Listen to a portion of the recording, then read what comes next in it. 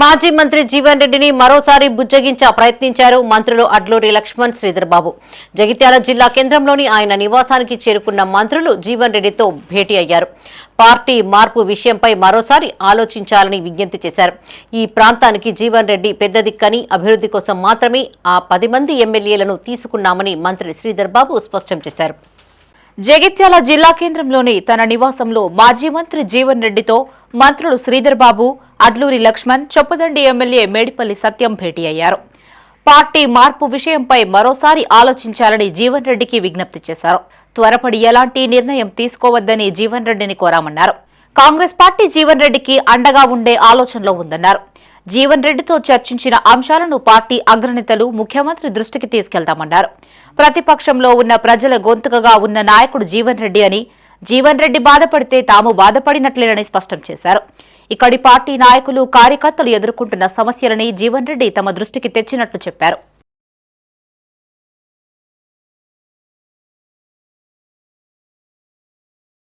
ఈరోజు మా పెద్దలు, మా సీనియర్ నాయకులు ఎల్లప్పుడూ కూడా పార్టీ పరంగా ఇక్కడున్న మేమందరి పక్షాలతో పాటు కాంగ్రెస్ పార్టీ కార్యకర్తలకు అండగా నిలబడ్డ మా జీవన్ రెడ్డి గారికి కలవటానికి వచ్చాం. అనేక విషయాలు వారి దృష్టికి తీసుకొచ్చినాం. జీవన్ రెడ్డి గారి గురించి ఈ తెలంగాణ రాష్ట్రంలోనే కాదు, ఉమ్మడి ఆంధ్రప్రదేశ్ రాష్ట్రంలోనే తెలియని వాడు ఎవరు ఉండరు. ఒక పద్ధతి గల నాయకుడిగా దాదాపు 4 దశాబ్దాల కాలం పాటు కాంగ్రెస్ పార్టీలో ప్రతి సందర్భంలో ప్రభుత్వంలో ఉండి సంక్షేమాన్ని, ప్రతిపక్షంలో ఉండి ప్రజల గొంతు వినిపించడానికి అహర్నిశలు కృషి చేసిన మా నాయకుడు జీవన్ రెడ్డి గారు. వారిని కలవటానికి వచ్చినాం, వారితో మాట్లాడటం జరిగింది.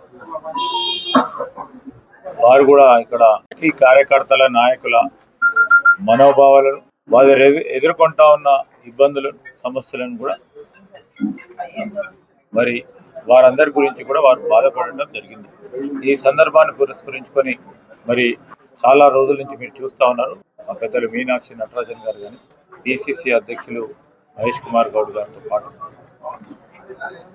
మరి జీవన్ రెడ్డి గారు సంబంధించి వారితోని మాట్లాడటం, వారికి సంబంధించి అనేక అంశాల విషయంలో పార్టీకి వారు పూర్తి స్థాయిలో అండగా ఉన్నారు. పార్టీ కూడా అండగా నిలబడేది.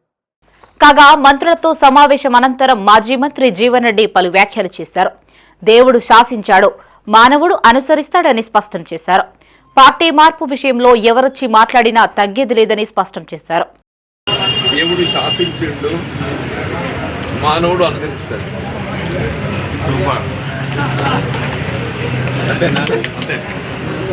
దేవుడు శాసించిండు, మానవుడు అనుసరిస్తాడు.